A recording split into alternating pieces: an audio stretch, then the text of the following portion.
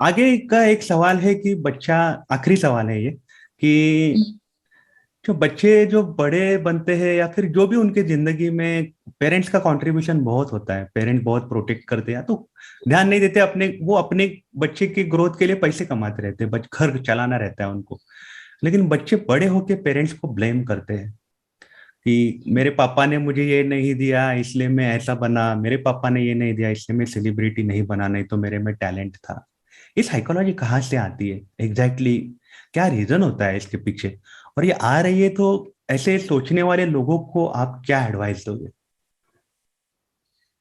Sir, ये जैसे बच्चा छोटा होता है, वो कुछ भी नया करने की कोशिश करता है और पेरेंट्स को लगता है कि ये गलती हो जाएगी बच्चों से, तो वो बच्चों को पहले ही करेक्ट करके दे देते हैं चीजों को। तो हम्म। और जो जैसे पेरेंट्स होते हैं, अगर बच्चे से कोई मिस्टेक हो गई या बच्चे की लाइफ में कोई प्रॉब्लम आ गई, तो पेरेंट्स उसको फटाफट से सॉल्व कर देते हैं।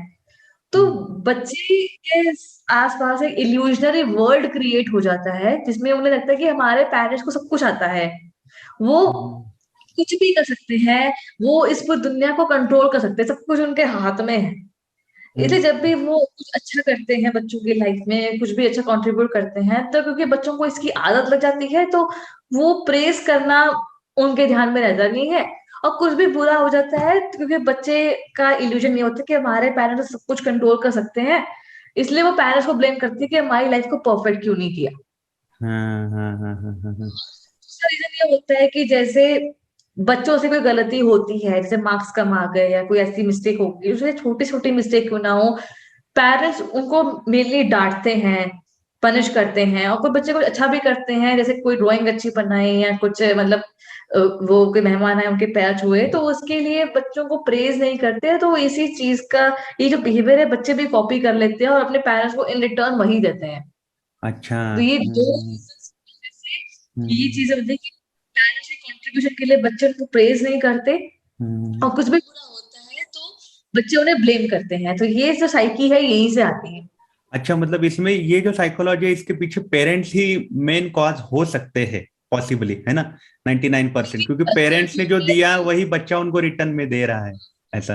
बिल्कुल सर, क्योंकि बच्चा हम्म। जो है वो जब अ, पैदा होता है तो वो कुछ सीख कर तो आता नहीं है, वो अपने फैमिली एनवायरनमेंट से ही नई चीजें सीखता है। फैमिली पहला स्कूल होती है बच्चों का। हम्म। तो ये साइकी यहीं से आती है सर। और और मैं जब स्टूडेंट्स की बात करूँ तो मैं उन्हें यही एडवाइस दूंगी, उनसे मैं यही कहूंगी कि पेरेंट्स सब कुछ नहीं कर सकते हैं। हमारी लाइफ में चैलेंजेस लिखे हैं, चैलेंजेस तो आएंगे ही, तो हम्म। उन्हें फेस करना भी हमारा काम है कि हम कैसे उसको फेस करते हैं। तो इसमें parents are no one to be blamed for. तो होंगी। और मैं स्टूडेंट्स को ये भी एडवाइस दूंगी कि आप ग्रेट पर्सनालिटीज से सीखें। जैसे साहब जी ढोलकिया जी हैं, जे आर डी टाटा जी थे, और ये सुंदर पिचाई जी हैं।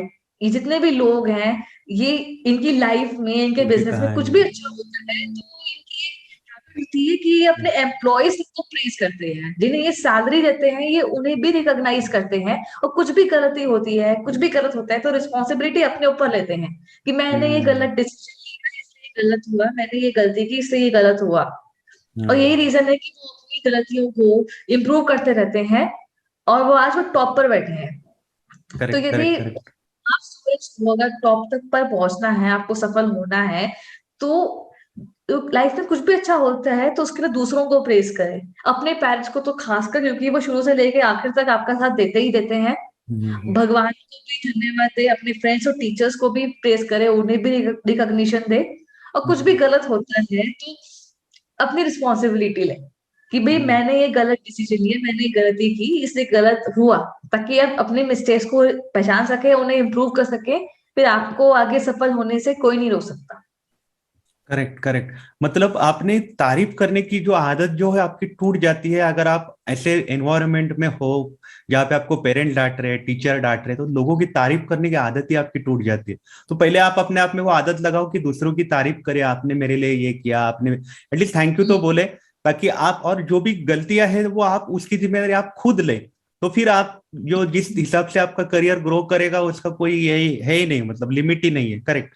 ब्लेम करके क्या ही होने वाला है अभी, मतलब पेरेंट्स को ब्लेम करके। हाँ। सर चैलेंजेस तो सबकी लाइफ में होते हैं, लाइक किसी की लाइफ कितनी ही कंफर्टेबल क्यों ना गई हो, चैलेंजेस तो आते ही हैं सर। लाइक मेरे को एक एग्जांपल याद आ रहा है सर, सौरव गांगुली जी का।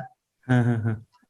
वो काफी ज्यादा रिच फैमिली से बिलोंग करते थे, वो राज घराने से बिलोंग करते थे, लेकिन जब वो क्रिकेट में, वो एटीट्यूड काफी ऐसा हो गया था कि उन्हें उन पर बैन लगा दिया गया कुछ सालों के लिए।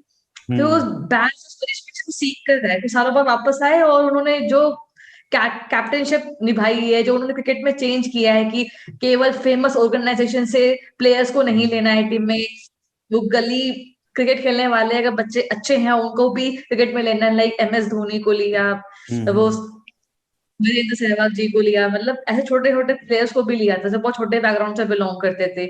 क्रिकेट को भी एग्रेसिव बना दिया कि भाई एक जब दूसरी कंट्री है जो शांति से नहीं खेलती है, जो हम्म। पूरा अग्रेशन दिखाती है गेम में, तो हमें भी क्रिकेट में अग्रेशन दिखाना है, तो ताकि हम बेहतर कॉम्पीट कर सके, हम जीत सके। तो ये चीजें हैं जो सौरव गांगुली जी ने भी इम्प्रूव की है।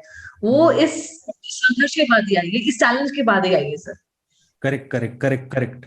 मतलब ये एक बहुत ही बढ़िया एग्जाम्पल है सौरव गांगुली का, कि कैसे उन्होंने अपनी जिंदगी खुद, अपनी जिम्मेदारी खुद ली और खुद ने अपने सारे प्रॉब्लम्स जो है उनको उन्होंने सॉल्यूशन निकाला। सही बात है, सही बात है। ऐसा ही अपना भी एटीट्यूड अपने जिंदगी में होना चाहिए। सर उनको बचपन से किसी भी चीज की कमी नहीं कमी थी, नहीं थी। करेक्ट। सब कुछ और उनको था।